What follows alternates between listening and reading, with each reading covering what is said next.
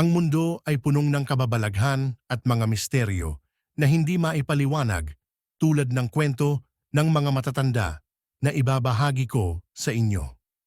Ang parit ang albularyo, ito'y isang kwento sa lugar ng Barrio San Lorenzo. Bago ko simulan, huwag kalimutan mag-subscribe sa channel na ito. Simulan na natin. Sa isang liblib na baryo sa Kabisayaan, may dalawang taong pinaniniwala ang tagapagtanggol ng kabutihan. Ang isa, lingkod ng Diyos, si Padre Ernesto. Ang isa, tagapangalaga ng kalikasan at espiritu, si Mang Elias, ang albularyo. Ngunit nang dumating ang isang gabi ng dugo at dilim, mapipilitan silang harapin ang kasamaan na matagal nang nakabaon sa ilalim ng kanilang simbahan. Ang baryo ng San Lorenzo ay tahimik, halos nakalimutan ng panahon.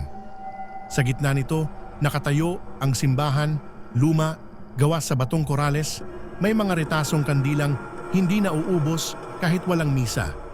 Doon nakatira si Padre Ernesto, isang pari na kilala sa kanyang matibay na pananampalataya. Ngunit kamakailan, napapansin ng mga tao na madalas siyang nag-iisa, nagkukulong sa kumbento at madalas maririnig siyang bumubulong ng mga dasal kahit 10 oras ng gabi. Samantala, sa paanan ng bundok nakatira si Mang Elias. Sinasabing siya ang huling albularyo ng San Lorenzo. Marunong sa orasyon at kilala sa mga halamang kayang magpagaling sa sakit na hindi alam ng doktor. Pero sa tuwing may namamatay, madalas ding siya ang unang sinisisi. Para sa marami, siya'y tagapagtanggol. Para kay Padre Ernesto, siya'y demonyong nagpapanggap na banal. Sang gabi ng Hulyo, nakarinig ng sigaw ang buong baryo. Isang batang lalaki, 7 taong gulang, ang natagpo ang patay sa may palayan.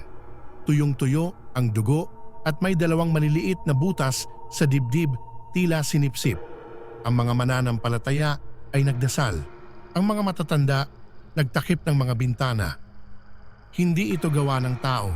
May kasamaan na bumabalik. Tama ka, Padre, pero hindi rin ito mawawala sa dasal lang. Kailangan nating lumaban sa paraang alam din ng mga nilalang na yon. Sa unang pagkakataon, nagsanib ang simbahan at anting-anting. Nagbitbit ng rosaryo si Padre Ernesto. Nagdala ng mga ugat ng kandilabuhol si Mang Elias. At sa ilalim ng simbahan, pinagsama nila ang dasal at orasyon.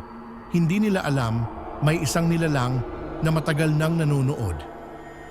Hating gabi, ang hangin ay tila huminto.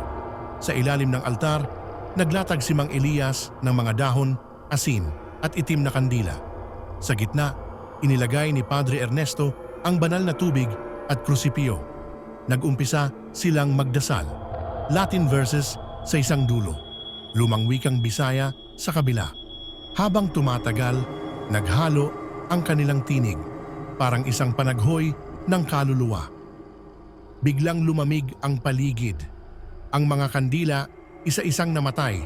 Mula sa likod ng altar, may lumabas na aninong kasing taas ng tao, ngunit ang mukha'y nakatakip ng itim na belo. Ang mga kamay nito'y mahahaba at sa bawat hakbang naririnig ang paggasgas ng kuko sa sahig ng bato. Nagdasal si Padre Ernesto hanggang sa dumugo ang kanyang labi.